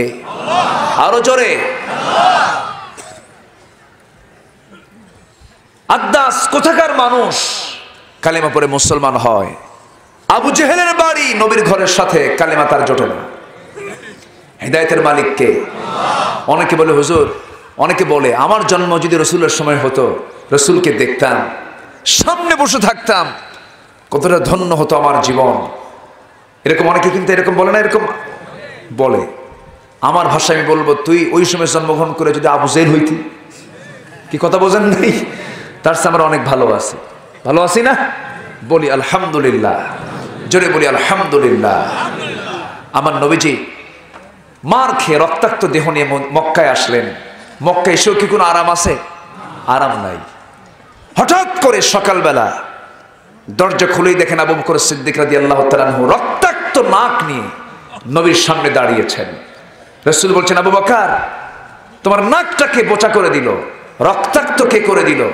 তিনি বলছেন, ইয়া রাসূলুল্লাহ, ফজরের সময় আমি সেজদা দিতে গিয়েছি আল্লাহর ঘরের দরজার সামনে, অথবা শাইবা, মুগিরা, এরা এসে আমার ঘাড়ের উপরে পা চালায় দিল, আমাকে চিৎ করে খড়ম জুতা দিয়া নাকটা বোচা করে দিয়েছে। আমি সেন্সলেস হয়ে পড়েছিলাম। হুজুর, আমি বাড়ির দিকে যাই নাই, ভাবলাম না জেনে তারা আপনাকে আক্রমণ করে কিনা। আমি আপনার মহব্বত এইদিকে ছুটে এসেছি, যেন আপনার একটা পশমের জন্য কেউ আঁচড় না দিতে পারে। একটু আস্তে করেন সুবহানাল্লাহ। আমার নবীজি বলছেন, আবু বকর, কিছু খাইছো? হুজুর, এখন কিছু খাওয়া যাবে না। আমার মনে হয় আবু জেহেলের সন্ত্রাসী বাহিনী যে কোনো মুহূর্তে আপনার উপরে হামলা করতে পারে, আপনি চলুন, নচেত আমরা এখান থেকে বের হয়ে যাই, সন্ধ্যার পর আবার বাড়িতে ফিরবো। আমরা দুজন মিলে মক্কার একটু আউটসাইডে চলে গেলেন। আমার রাসূল বলছেন, আবু বকর, তোমার তো নাক থেকে রক্ত বের হচ্ছে, কষ্ট হচ্ছে, আমি তোমার জন্য কিছু খাবারের বন্দোবস্ত করি। মেষের পাল খুঁজলেন, উটের পাল খুঁজলেন, পেলেন না। ছোট্ট একটা ছাগলের পাল পেলেন। ছাগল পালের কেয়ারটেকার রাখালকে ডাক দিয়ে বলছেন, রাখাল, তুমি কি আমাকে একটা ছাগি দেবে? কি করবেন? সেই ছাগিটা আমাকে দিলে আমি একটু দুধ দহন করব। আমার বন্ধু আবু বকর রক্তাক্ত হয়েছে, তার কিছু উপকার হবে। রাখাল বলে, পারবো না দিতে। কেন পারবে না? কারণটা কি? এই ছাগলগুলো আমার না, আমার দায়িত্বে এই ছাগলগুলো আছে। আমি যদি আপনাকে দুধ দহনের জন্য ছাগলটা দেই, আমানতের খেয়ানত হয়ে যাবে। ঈমান নাই, কিন্তু আমানত আছে না নাই? আসতে বলেন, আমানত আছে না নাই? আর আমাদের ঈমান আছে না নাই? আমানত আসতে কোন কেন? আমানত কোথায়? আমানত কোথায়? আমানত কার কাজ কে করে? সিগনেচার জাল আছে না নাই? আসতে বলবেন না, আছে না নাই? হাতের 2 নাম্বারই আছে না নাই? ফিঙ্গারপ্রিন্টের 2 নাম্বারই আছে না নাই? আছে। তুমি নকল জাল সিল মেরে আরেকজনের সম্পত্তি তুমি মেরে নিলা, আরেকজনের জমি তুমি দখল করলে, ভাবতেছো আমি জান্নাত পেয়ে যাবো। অসম্ভব। আমানতের খেয়ানত করেছো, তুমি জান্নাত পাবা না, পাবা না, পাবা না। ঠিক কি না? কষ্ট পাচ্ছেন? সম্মানিত ভাইয়েরা, সম্মানিত বন্ধুগণ, আমার নবীজি বললেন, রাখাল তাহলে তুমি আমাকে এমন একটা ছাগি দাও যে ছাগির পেটে এখনো বাচ্চা আসে নাই, যে ছাগির ওলানে, ওলান বোঝেন তো, এলাকে কি বলে? ওলানি বলে, ঠিক আছে, ওলানে এখনো দুধ আসে নাই, এমন একটা ছোট্ট ছাগি আমাকে দেওয়া যায় কি? রাখাল এখন মনে মনে চিন্তা করে, এই ছোট্ট ছাগি দিয়ে এই লোক কি করবে, দেই দেখি। ছোট্ট একটা ছাগি নবীর হাতে দেওয়া হলো। আমার নবী যে ছাগিটা হাতের মধ্যে নিলেন, হাতের মধ্যে নিয়ে আমার নবীজি করলেন কি, কোলের মধ্যে নিয়ে ছাগলের ছাগির পিছনের দুই পার মাঝখান বরাবর আমার নবীজি দুটা দ্বারা হাতটা দোবা বরকতি হাতটা রেখে দিলেন, ফু মেরে দিলেন বিসমিল্লাহ বলে। সঙ্গে সঙ্গে ছোট্ট ছাগির গোটা ওলান দুধে ভরপুর হয়ে গেল। এবার বলছেন, রাখাল একটা বাটি এনে দাও। বাটি এনে দেওয়া হলো। আমার নবীজি দহন করলেন, দহন করে করে বাটি পরিপূর্ণ হয়ে গেল দুধে। রাসূল বলছেন, আবু বকর সকালবেলা রক্ত ঝরেছ, বিকালবেলা রহমতের পানি, রহমতের শরাব তুমি পান করো। জোরে বলেন সুবহানাল্লাহ। কষ্টের পরে সুখ আছে না নাই? সুখের পরে কষ্ট আছে না নাই? দিনের জন্য কষ্ট করলে পুরস্কার দিবেন কে? আল্লাহ দিবেন। আমার নবীজি তার হাতের ভিতরে বাটি তুলে দিলেন, বিসমিল্লাহ বলে খাওয়া শুরু করলেন। খেতে খেতে পেটের চামড়া টাইট হয়ে গেল। কিন্তু এবার তিনি বলছেন, ইয়া রাসূলুল্লাহ, দুধ তো খাইলাম জন্মের খাওয়া, পেট তো ভরে গেছে, কিন্তু কি খাওয়া খাইলাম, এক চুল পরিমাণ দুধ তো কমলো না। রাসূল বললেন, ঠিক আছে, তুমি আমার সামনে রাখালকে দিয়ে দাও। রাখালকে দেওয়া হলো। রাখাল তো বিসমিল্লাহ বলা বোঝে না। সে যখন মুখটা যখন বাটিতে রেখে দিয়েছে, খাওয়ার জন্য মুখ লাগিয়ে দিয়েছে বাটির মুখে, পাত্রের মুখে। নবীজি বিসমিল্লাহ বলে দিলেন, সে খেতে লাগলো। পেট ভরে সে তার দুধ পান করলো। বাটি থেকে দুধ কমে না। রাসূল বললেন, শোনো, এই দুধ আরো কিছু আল্লাহর বান্দা এখানে থাকলেও তারা কমাতে পারতো না, যতক্ষণ না আমার ঠোঁট এই পাত্রে না লাগাবো। একটু আস্তে করুন সুবহানাল্লাহ। নবীজি আগে খেতেন না খাওয়াতেন? আস্তে কোন কেন? খেতেন না খাওয়াতেন? খাওয়াতেন আগে। এমনকি বাড়ির বউ পর্যন্ত রাসূল আগে খাওয়ায় দিতেন। আম্মা জান আয়েশা বলেন, আমি নবীর কাছে দুধের গ্লাস নিয়ে বলতাম, ইয়া রাসূলুল্লাহ, উটনির দুধ। নবীজি প্রত্যেক রাতে উটনির দুধ পান করে ঘুমাতেন। যুদ্ধ করার জন্য শক্তির দরকার আছে না নাই? শুধু আমরা ওয়াজ শুনেছি রাসূল না খেয়ে থাকছেন, না খেয়ে থাকছেন। ইসলাম মানে না খেয়ে থাকা না। ইসলামের ইতিহাসে এমনও আছে, রোজার মাসে রোজা ভেঙ্গে যুদ্ধ করা। আস্তে কোন কোন আছে না নাই? তাজা হতে হবে, শক্তিশালী হতে হবে। ইসলাম মানে দুর্ভিক্ষ নয়, ইসলাম মানে অভাব অনটন নয়, ইসলাম মানে না খেয়ে থাকা নয়, ইসলাম মানে ফকিরি জীবন নয়, ইসলাম মানে হলো সমৃদ্ধি, ইসলাম মানে হলো উন্নতি। ইসলাম যে সমাজে চালু থাকবে, সেই সমাজে সুদ থাকবে না, যাকাত থাকবে।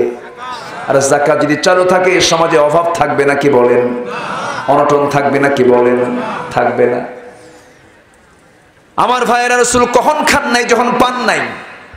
কথা বোঝেন নাই? যখন পান নাই তখন খান নাই, যখন পেয়েছেন তখন কি তিনি খাবেন না? অবশ্যই খাবেন না। কেন? ঘরের খাবার আছে, আমরা কি খাবার খাবো না? অবশ্যই খাবার খাবো। আমার ভাইয়েরা, আমার নবীজি উটনির দুধ নিয়ে আম্মা জান আয়েশা যখন তার সামনে যখন উটনির দুধ নিয়ে যখন তিনি দাঁড়াতেন, রাসূল বলতেন, আয়েশা তুমি আগে খাওয়া শুরু করে দাও। আম্মা জান আয়েশা বলেন, আমি রাসূলকে আগে খাওয়াতে পারিনি কখনো। আমার দিকে আগায়া দিতেন, আমি সেই গ্লাসটা নিতাম। গ্লাস নিয়ে যখন আমি দুধ পান করা শুরু করতাম, আমার নবীজি আস্তে করে ঘাটটা একটু নিচু করতেন। নিচু করে দেখতেন আমি আয়েশা কোন দিক দিয়ে ঠোঁট লাগায় লাগায় খাই। আমার নবীজি শেষে গ্লাসটা নিতেন, অবশিষ্ট দুধটা তিনি খাওয়ার সময় যে দিক দিয়ে আমি ঠোঁট লাগিয়েছি, রাসূল সেই দিক দিয়ে ঠোঁট লাগাতেন। আর মুস্কি হাসি মেরে বলতেন, আয়েশা আমি তোমাকে দারুণ ভালোবাসি। সুবহানাল্লাহ বলবেন না? ইসলামে ভালোবাসা মোহাব্বত আছে না নাই? আসতে বলবেন না, আছে না নাই? বরঞ্চ ইসলাম মানলে মোহাব্বত আরো কমবে না বাড়বে? বাড়বে। আর ইসলাম না মানলে পরে সেই মহব্বত থাকবে নাকি? সেই ভালোবাসা, সেই প্রেমগুলো এখন ঘরে না বাইরে? হ্যাঁ, প্রেমগুলো কোথায় চলে গেছে? সব ঘরের মধ্যে না গাছতলা, ঘরের মধ্যে না বটতলা? আমার ভাইয়েরা, আমার নবীজি কখন আগে খান নাই, সবাইকে আগে খাওয়ায় দিয়েছেন। আমার নবীজি খাওয়াতে খুব পছন্দ করতেন। আম্মা জান আয়েশা বর্ণিত হাদিস, আমি উটের গোশতগুলো খেয়ে খেয়ে হাড়গুলো রেখে দিতাম, নবীজি হাড়গুলো চুষতেন আর মুসকি মুসকি হাসি মারতেন। ইসলাম কত সুন্দর, নবীজি তা সুন্দর করে সবার সামনে ফুটে তুলেছেন। আমার ভাইয়েরা, আমার বন্ধুগণ, নবীজি বার করলেন কি? সেই বাটিটা নবীর হাতে তুলে নিয়ে তিনি খেয়ে নিলেন। বাটির দুধ শেষ হয়ে গেল। এবার রাখালকে বলছেন, রাখাল তুমি থাকো, আমরা চলে যাচ্ছি। রাখালের চোখে পানি টলমল করে। রাখাল বলে, আমিও যাব আপনাদের সাথে। কি পরশ পাথর, জোরে বলি সুবহানাল্লাহ। আমার নবীজির লজ্জা এমন ছিল, একজন পুণ্যবতী নারীর যেমন লজ্জা থাকা উচিত, এমন জাতীয় লজ্জাশীল ছিলেন মুহাম্মদ সাল্লাল্লাহু আলাইহি ওয়াসাল্লাম। আমার নবীজি এত সরল ছিলেন, তার মতো সরল পৃথিবীতে আর দ্বিতীয় মানুষ ছিল না। আমার নবীজি ডান দিকে তাকানোর প্রয়োজন হলে পরে আর চোখে কখনো তাকান নাই। বাম চোখে, তার বাম দিকে তাকাতে গেলে আর চোখে কখনো তাকান নাই। বাম দিকে তাকানোর দরকার, ঘাড় ঘুরে তিনি তাকিয়েছেন। ডান দিকে তাকানো দরকার, ডান দিকে ঘাড় ঘুরে তাকিয়েছেন। আঁকা বাঁকা করে তিনি কখনো নজর দিতেন না। নবীজি যখন হাঁটতেন, বুক উঁচু করে কখনো হাঁটতেন না। নবীজি রাস্তায় যখন হাঁটতেন, দুই বৃদ্ধাঙ্গুলের দিকে ভর দিয়ে দিয়ে মাথা নিচু করে করে বিনয়ী বান্দা হয়ে হাঁটতেন। জোরে বলি সুবহানাল্লাহ। যুবকরা, সেই নবীর মডেলগুলোকে ফলো করো। রাস্তায় কিছু হোন্ডা চালায়, বাইক চালায়, আছে না নাই? কিছু বাইকার আছে, এখানে পুলিশ সদস্য ভাইরা আছেন। এই যে বাইকাররা, যুবকরা, তোমরা যে উচ্ছৃঙ্খল হয়ে হোন্ডাগুলো চালাও, এগুলো কিন্তু তোমার বিনয়ী চরিত্রে তোমার আচরণ না, এগুলো ঠিক না। মাথার চুলগুলো দেখবেন কি সাইজে চুল কাটে, আছে না? মাথার চুল কেটে সুন্নতে মুহাম্মদ নাকি? মাথার চুলগুলো দুই দিকে চুল নাই, পিছনেও চুল নাই, মাথার ওপরে গোল কইরা দক্ষিণ তালপট্টির দ্বীপ, ঠিক কিনা? আছে না নাই? আছে। যখন বলা হয়, যুবক, তোমার মাথার চুলের কাটিংটা তুমি কোথায় পেয়েছো? কে মেসি? তুমি কই? নেইমার। তুমি কি?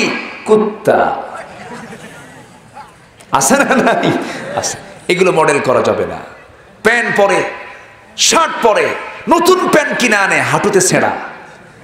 আচ্ছা, হাঁটুতে ছেঁড়া হলে নামাজ হবে? আসতে কোন কেন? হাঁটু যদি ছেঁড়া থাকে, হাঁটু ঢাকা কি সুন্নাত না ফরজ? হাঁটু ঢাকা কি ফরজ? নাভি ঢাকা কি ফরজ? নাভিও ঢাকা ফরজ, হাঁটু ঢাকাও ফরজ।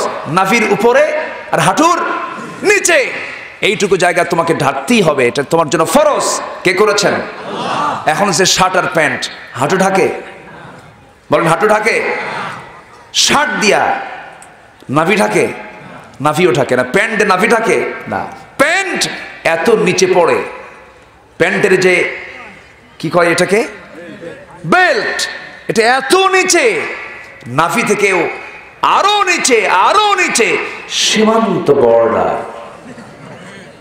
আমি কি ভুল বলতেছি? এই হলো প্যান্ট। এত নিচে প্যান্ট পরে। আমি অনেকদিন আগে এক মসজিদে নামাজ পড়তে যাচ্ছি, ঢুকেই তো আগে প্রথমে 2 রাকাত সুন্নতের নিয়ত করতে হয়। 2 রাকাত নফল নামাজ পড়েছেন মুহাম্মদ সাল্লাল্লাহু আলাইহি ওয়াসাল্লাম। মসজিদে ঢুকেই এই নামাজ রাসূল কখনো বাদ দেননি। ঢুকেই তিনি 2 রাকাত নামাজ আগে পড়তেন। আর আমরা ঢুকেই দেখি লেখা থাকে, লাল বাতি চলাকালীন অবস্থায় নামাজ পড়া নিষেধ। আছে না? বলেন তো, এটা ঠিক না। মসজিদে ঢুকবো, কয় রাকাত নামাজ পড়বো? 2 রাকাত। এটা রাসূল পড়েছেন। তো আমি ঢুকি, নামাজ শুরু করবে মত অবস্থায় দেখি এক যুবক নামাজে দাঁড়ায় গেছে, এরকম প্যান্ট আর শার্ট নিয়ে। ভাবলাম দেখি তো নামাজ কেমনে হয়। ওর রুকুতে গেছে, রুকুর ঠেলায় দেখি প্যান্ট নিচে, শার্ট উপরে, মাঝখানে নাই। তো ভাবলাম এই তো রুকু, দেখি সেজদায় কি হয়।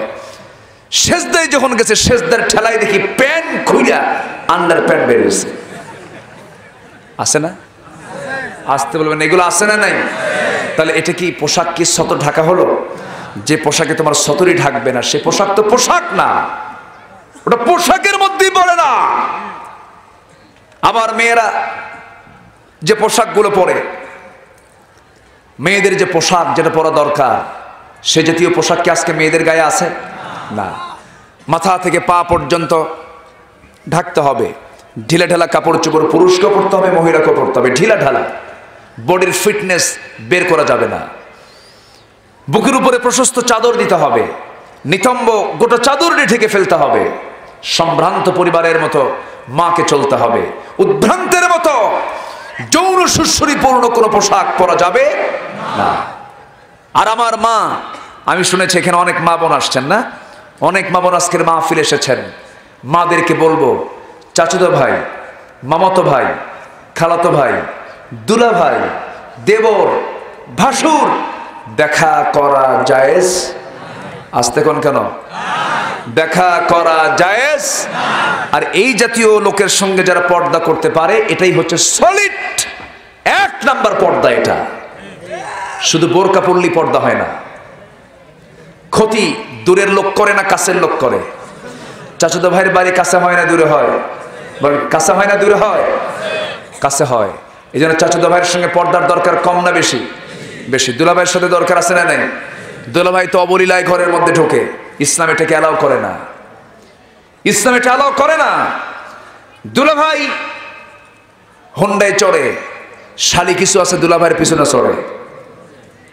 আমি কি ভুল বলতেছি? এগুলো বলার দরকার আছে না? চড়ে কিনা বলেন? চড়ে। আপনি দুলাভাইয়ের পিছনে আপনি হোন্ডায় চড়লেন, ভালো কথা। আপনি দুলাভাই, আপনি কেমন? আপনার শালিকে, প্রাপ্তবয়স্ক শালিকে আপনি হোন্ডার পিছনে তুললেন। দুলাভাইয়ের দিকে চিন্তা করে শালি মনে করে, দুলাভাই মানুষ, হোন্ডায় চড়ছি, একটু ফাঁকা রাখি, মাঝখানে একটু গ্যাপ রেখে ফাঁকা রেখে একটু দূরে দূরেই বসে। দুলাভাই কম না, সামনে যে এমন ব্রেক মারে, গ্যাপ পূরণ করে। আমি কি ভুল বলতেছি এগুলো? আমি কি এগুলো ভুল বলতেছি? অতএব গ্যাপ পূরণ করার কোনো চান্সই দেওয়া যাবে না। তুই গ্যাপ পূরণ করবি কখন? গ্যাপই রাখবো না, ঠিক কিনা? ওইরকম চান্স দেওয়া যাবে না। আমার মা, মাহফিলে যারা এসেছেন, আমি 2 লাইন যে কথা বলেছি, 2 ঘন্টা বক্তৃতায়, জি ঠিক আছে, 2 ঘন্টা বক্তৃতায় চোখের পানি ফেলে কাঁদলেন, মাফ চাইলেন, কিন্তু পর্দা নাই। ওই চোখের পানি ফেলার কোনো দাম নাই। আল্লাহ তুমি মাদেরকে প্রকৃত পর্দা অবলম্বন করার তৌফিক দিয়ে দাও। যারা বলে বোরকা, টুপি, দাড়ি এগুলো হলো জঙ্গি, এই জাতীয় কথা যারা বলবে এগুলো হলো জঙ্গি, এটা মাথায় রাখতে হবে। তারাই হবে হাশরের ময়দানে আবু জেহেল, উতবা, শাইবা, মুগিরাদের সঙ্গী, ঠিক কিনা? এটা মাথায় রাখবেন। এটা ইসলামের পোশাক। এটা কিসের পোশাক? ইসলামের পোশাক। আমরা খেয়াল করব, জোরে বলি ইনশাআল্লাহ।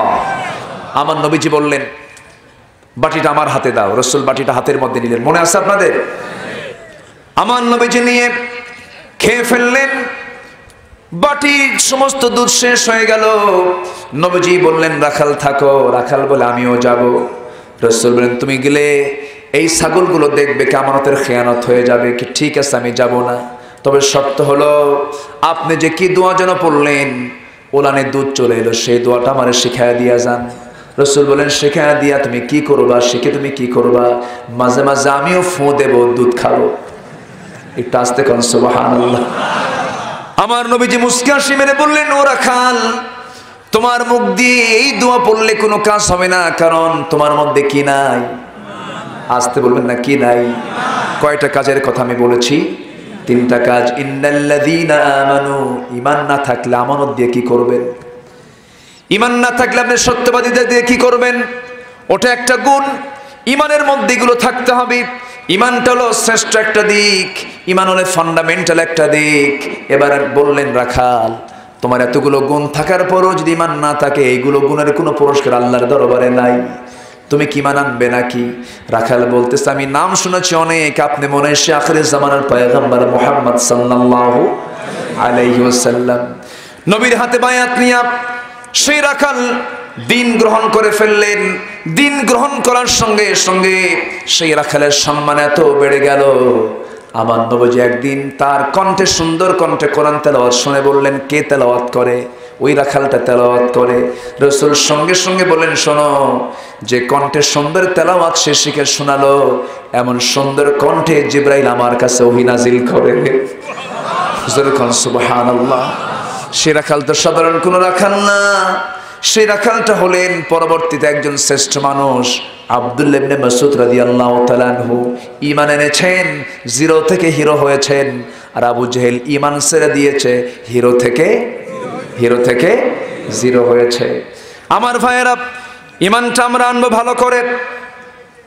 এরপরে কি? ওয়াল্লাযীনা হাজারু وجاهدوا في سبيل الله أولئك يرجون رحمة الله والله غفور رحيم। নাম্বার 2 হলো যারা হিজরত করে, দিনের জন্য যারা দেশ ত্যাগ করে, দিনের জন্য যারা স্যাক্রিফাইস করে, এমন লোক দুনিয়াতে আছে না নাই? আজও দুনিয়াতে আছে না নাই? নির্বাসিত হয়ে থাকি। জাকির নায়েককে নিয়ে অনেকেই বাজে কথা বলেন।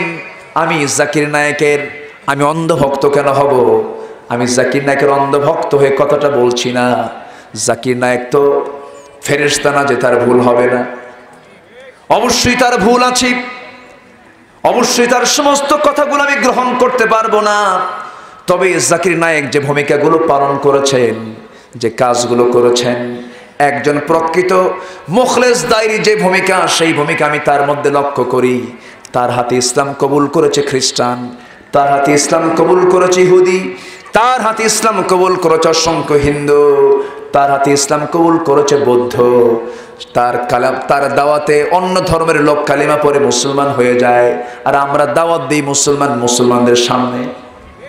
কি আমার কথা কি বুঝতেছেন আমার ভাইয়েরা? সেই লোকটা ভুল থাকতে পারে, ফতুয়া দিয়ে আপনি তাকে কেন বিতর্কিত করবেন? এই লোকটা হলো ভারতের মানুষ, আজকে সে দেশে দেশে ঘুরে বেড়ায়। ওয়াল্লাযীনা হাজারু, আল্লাহ বলছেন ঈমান যারা আনবে, ওয়াল্লাযীনা হাজারু, এবং যারা হিজরত করবে, দেশ ত্যাগ যারা করবে, হিজরতের জন্য যাদের জীবনটা ছেড়ে দিয়ে দিবে, এই সমস্ত বান্দাগুলো আশা করা যে আমার রহমত প্রাপ্ত বান্দা হবে। জোরে বলুন সুবহানাল্লাহ। আমার দেশের কিছু কাঠমোল্লা বলে, জাকির নায়েক তো আলেমই না, তুমি কোন কচু হইছো? আশ্চর্য কথা। মানুষ সংকীর্ণ হলো কি এত সংকীর্ণ হয়? জাকির নায়েককে নরেন্দ্র মোদী বলে, নরেন্দ্র মোদী, দামোদর দাস নরেন্দ্র মোদী মাহাথির মোহাম্মদকে বলে, মাহাথির জাকির নায়েককে আমাদের হাতে তুলে দাও। মাহাথির মোহাম্মদ বলে, নরেন্দ্র মোদী, জাকির নায়েক তোমার সম্পদ নয়, জাকির নায়েক আমাদের সম্পদ। আল্লাহু আকবার বলেন। আর আমার দেশের কাঠমোল্লা কিছু কয়, ও তো আলেমই না, থাপড়ায় সোজা করা দরকার। মুসলমান হয়ে মুসলমানের শত্রুতা তুমি করতে থাকো। কিছু থাকতে পারে, কিছু মতনৈক্য ইখতিলাফ থাকতে পারে। আহলে হাদিস আমার ভাই, হানাফি আমার ভাই, ওহাবি আমার ভাই, এগুলো আমাদের পরিচয় না। আমাদের পরিচয় হলো আমরা মুসলমান। আমরা কি? আরো জোরে, আরো জোরে, আরো জোরে। ভাগাভাগি বাদ দেই ভাই, বহু মিস করেছি আমরা, বহু হারিয়ে ফেলেছি আমরা, আর আমরা হারাতে চাই না। ঈমান এনেছি, ঈমানের ঐক্য আমরা তৈরি করব। জোরে বলি ইনশাআল্লাহ। কষ্ট পাচ্ছেন, আসেন দোয়া করি। হ্যাঁ, আরো শুনবেন? আলোচনা চলুক, চলুক, হুজুর মরুক। খুব সুন্দর বলি আলহামদুলিল্লাহ। আমি আজকে খুবই আনন্দিত, খুবই আনন্দিত। আমি রামপালে কি যেন কেন্দ্র তৈরি হচ্ছে, তাপ বিদ্যুৎ কেন্দ্র না? আচ্ছা, তাহলে তো এটা ফেমাস একটা এরিয়া, অনেক ভালো। সুন্দরবন কত বড় নিয়ামত, বলি আলহামদুলিল্লাহ। নিয়ামতকে সাথে নিয়ে আছেন, আল্লাহ তুমি কবুল করো। জোরে বলি আল্লাহুম্মা আমিন। সুন্দরবনের সুন্দরী, কি নাম? হরিণ আছে না নাই? কি সুন্দর হরিণটা দেখতে, কি সুন্দর কাজল ভরা আখি, তাই না? যেন কাজল লাগিয়ে দিয়েছেন কে? আসতে বলবেন না কে? ওই চোখ দেখে কার প্রশংসা করো? নারীর চোখ দেখে শীত হয়ে পড়ো। আছে না নাই? আছে। যুবক নারীর দিকে তাকালে ওরে বাপরে বাপ, সারা রাত মোবাইলে চ্যাটিং, অডিও ভিডিও আছে না নাই? আছে। এগুলো করা যাবে না, মিস কল দেওয়া যাবে না। বলে হুজুর মিস কল তো করে নাও আসছে, কোথায়? ফামাইয়া আমাল মিস কলা, যেরকম এগুলো করা যাবে না, এগুলো নোংরামি। তোমার আলেয়া থাকবে না, তোমার সুইটি থাকবে না, তোমার সেই লাইলি থাকবে না, হেরে যাবে। আজকে তুমি বিয়ে করো, 5 বছর পরে তুমি মরো, তোমার যুবতী বউটা দুনিয়াতে বেঁচে থাকবে, তুমি মারা গেলে ছোট্ট একটা ছেলে ইতিম হবে, সেই ইতিম ছেলের দিকেও খেয়াল করার সময় পাবে না। তোমার স্ত্রী তোমার মৃত্যুর দিন কাঁদবে, 3 দিন কাঁদবে, 4 দিন কাঁদবে, এরপর চোখের পানি শুকে যাবে, কান্না বন্ধ হয়ে হাসি আসবে, ঠিক কি না? 1 মাস চলে যাবে, মোটামুটি ভুলে যাবি, 2 মাসে আরো ভুলবি, 3টা মাস চলে যাবে, মোটামুটি সব ভুলে যাবে। এবার আব্বা আম্মা বলবে, মা যৌবন আছে, বয়স আছে, আমরা বুড়া বুড়ি হয়ে গেলে তোদেরকে দেখবে কে মা, বিয়েটা হওয়া দরকার। একটা ছেলে খুঁজে নিয়ে ওই ছেলের সঙ্গে বিয়ে দেবে, আপনার বউটা সেই স্বামী হিসেবে গ্রহণ করবে। সেই স্বামী পাওয়ার পরে, নতুন স্বামী পাওয়ার পর সেই বউটা আপনার বলবে তার আব্বা আম্মাকে লক্ষ্য করে, আব্বা আম্মা ভালো কাজ করেছো বিয়ে দিয়া, কারণ আগের স্বামীর চাইতে এই স্বামী আমার দারুণ ভালো। এটাই তো দুনিয়া।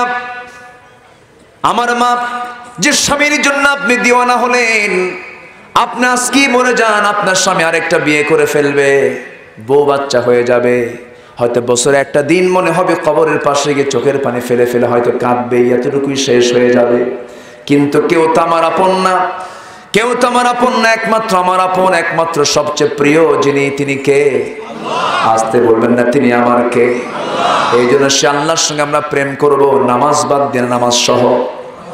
আমাদের সবচেয়ে প্রেমের মজা খেলবো আমরা কার সাথে বলেন? মোহাব্বত করবো 1 নাম্বার কার সাথে? আল্লাহর সাথে ভালোবাসবো আমরা কাকে? আল্লাহকে। নামাজ যখন শুরু হয়ে যায় বান্দার, আল্লাহর সঙ্গে তার ভালোবাসার খেলা শুরু হয়ে যায়। নামাজ যারা যত সুন্দর হবে, ইমান তত তার সুন্দর হয়ে যাবে। আজান যখন হবে, যে দিল মসজিদমুখী হতে চায় না, সেই দিলটা হলো মুনাফিকের দিল। কিসের দিল বলেন? মুনাফিকের দিল। আজান যখন হয়ে যাবে, যার দিলটা মসজিদের দিকে তার ছুটে যায় না, তার ভাবতে হবে আমার ইমানের গাফলতি চলে এসেছে। আজান শোনার সঙ্গে সঙ্গে আমরা ঝুলায় রাখবো দিলটাকে, কিসের সাথে বলেন? মসজিদের সাথে। আজান যখন হয়ে যাবে, বান্দা যখন নামাজের নিয়তে যখন ওযু বানাবে, ওযুর প্রত্যেকটি কাজে কাজে তার অঙ্গ প্রত্যঙ্গের গুনাহগুলো সব মুখ ধুয়ে মুছে সাফ হয়ে যাবে। হাতের সগীরা গুনাহগুলো মাফ, মাথার সগীরা গুনাহগুলো মাফ, পায়ের সগীরা গুনাহগুলো মাফ। বান্দা যখন নামাজে দাঁড়ায় রুকু সিজদা করবে, তার সব গুনাহ মাফ। একটু আস্তে করুন সুবহানাল্লাহ। 5 ওয়াক্ত নামাজ পড়বেন কারা কারা একটু হাত তুলে দেখান তো, জোরে বলি আল্লাহ। ইয়া রহমান, ইয়া রহিম, ইয়া হাইয়্যু, ইয়া কাইয়্যুম। আমাদেরকে 5 ওয়াক্ত সালাত আদায় করার তৌফিক তুমি আল্লাহ দিয়ে দাও। জোরে বলি আমিন, আরো জোরে আমিন। হাত নামান। সাহাবীরা কত কষ্ট করে নামাজ পড়েছেন। একটা পোশাক, কয়টা পোশাক? একটা পোশাক গোটা বাড়িতে। তা বাড়িও নাই, পাহাড়ি গুহায়। প্রত্যেক দিন তালহা ফজর নামাজের সালাম ফেরা মাত্রই তিনি দৌড় মেরে চলে যান মসজিদ থেকে। আমার নবীজি একদিন বলেন, এই তালহা, প্রত্যেকদিন তুমি আগে ভাগেই চলে যাও কেন? একটু দোয়া টোয়া আছে না, মাসনুন দোয়াগুলো আছে, পড়ো না কেন? এর কারণটা কি? তুমি কি আমার কথাগুলো শুনতে তোমার ভালো লাগে না? তালহা বলছেন, ইয়া রাসূলুল্লাহ, আমি আপনার কথা কেন শুনবো না? আপনার সামনে বসে থাকে আমার দারুণ প্রিয়, কিন্তু আমাদের নির্দিষ্ট কোনো ঘর নাই। আমরা স্বামী স্ত্রী দুজন মিলে পাহাড়ে একটা গুহায় আমরা আশ্রয় নিয়েছি। দুজন মিলে আমাদের একটা গায়ের চাদর। আমি যখন বাইরে বের হয়ে আসি, আমার গায়ে তেমন, আমার স্ত্রী গায়ে তেমন কোনো কাপড় চোপড় থাকে না। এই চাদরটা মুড়ি দিয়া আমি নামাজ আদায় করা শেষ করার পর দেরি করলে পরে সূর্যোদয় হয়ে যাবে, আমার বইয়ের নামাজটা কাজা হয়ে যাবে। সেই জন্য এই চাদরটা দিয়ে নামাজ শেষ করি, সঙ্গে সঙ্গে দৌড় মেরে ঘরের মধ্যে গিয়া আমার গায়ের চাদরটা আমার স্ত্রী হাতে দিয়ে দেই, সেই চাদরটা দিয়ে সতরটা ঢেকে নিয়ে আমার স্ত্রী ওই চাদর নিয়ে সে তার ফরজ নামাজটা আদায় করে নেয়। একটু আস্তে কোন সুবহানাল্লাহ। এত ভাব অনটনের মধ্য দিয়েও তাদের নামাজ কাজা হয় নাই, এত কষ্টের মধ্য দিয়েও তাদের নামাজ কখনো ছুটে যায় নাই। আমার বন্ধুগণ, আমরা ইমানটাকে মজবুত করার জন্য ইমানের 1 নম্বর কাজ হলো কয় ওয়াক্ত নামাজ পড়া? 5 ওয়াক্ত নামাজ পড়া। ওয়াল্লাযীনা হাজারু, যারা ত্যাগ স্বীকার করবে, যারা হিজরত করবে, যারা আল্লাহকে সন্তুষ্ট করার জন্য যারা অনেক কিছু স্যাক্রিফাইস করবে, ওয়াজাহাদু বিআমওয়াল ওয়াজাহাদু ফি সাবিলিল্লাহ, এবং যারা জিহাদ করবে আল্লাহর পথে। জিহাদের অনেক অর্থ অনেকে বোঝেন না। জিহাদ মানে অনেকে বোঝেন মানে অস্ত্র শস্ত্র যা কিছু আছে কচু কাটা করা, এর নাম কিন্তু জিহাদ না। জিহাদ মানে হলো, জিহাদের অংশ হলো যুদ্ধ, যুদ্ধের অংশ কিন্তু জিহাদ না। আমার ভাইয়েরা, জিহাদের সবচেয়ে তাৎপর্যপূর্ণ সঠিক ব্যাখ্যা হলো কোন উদ্দেশ্যকে সাধন করার জন্য, অর্থাৎ আল্লাহর জমিনে দিন কায়েমের জন্য বান্দার যে চেষ্টাগুলো, সেই সকল চেষ্টাগুলোই হলো জিহাদ ফি সাবিলিল্লাহ। এই যে মাহফিল এসেছে, এটার নামও জিহাদ। এটার নামও কি? জিহাদ। ফজরের সময় উঠতে মন চায় না, ঘুম থেকে সেই সময় শক্ত করে দাঁড়ায় উঠি, এটাও একটা জিহাদ। এটা কি? জিহাদ। নারীর দিকে তাকাতে মন চায়, তাকালাম না, এটাও কি? আস্তে কোন কেন? আরো জোরে। আমার কাছে অফার এসেছে, এই কাজের জন্য এই সিগনেচার দিলে পরে 10 লক্ষ টাকার একটা চেক আমি পেয়ে যাব। আমি চেক দিলাম না, সিগনেচার দিলাম না, আমার টাকার দরকার। এটার নাম কি? জিহাদ। আমাকে বলা হলো, তুমি যদি দরবারে আমার পক্ষে রায় দিয়ে দাও চেয়ারম্যান, আমি তোমাকে 10 লক্ষ টাকা দেব। এখানে চেয়ারম্যান কেউ থাকলে আবার মন খারাপ করবেন না। কি কথা কি বুঝতেছেন নাকি? চেয়ারম্যান সাহেব যদি ওই 10 লক্ষ টাকার প্রলোভনে পড়ে যদি মিথ্যার পক্ষে যদি সাক্ষ্য দিয়ে যদি রায় দিয়ে দেয়, এটা একটা লোভ হলো। কিন্তু সে বলল না, ওই টাকার দরকার নাই, সঠিক বিচার করবে। এটার নাম কি? জিহাদ। এই 3টা গুণ যার মধ্যে থাকবে, উলাইকা ইয়ারজুনা রাহমাতাল্লাহ, আশা করা যায় এরা আল্লাহর রহমত প্রাপ্ত বান্দা হয়ে যাবে। এই সমস্ত বান্দাগুলোকে আমি রহমত দেব আর তামাম জিন্দেগির গুনাহ মাফ করে দেব। আল্লাহ তুমি কবুল করো, আল্লাহ তুমি কবুল করো, আল্লাহ তুমি কবুল করো।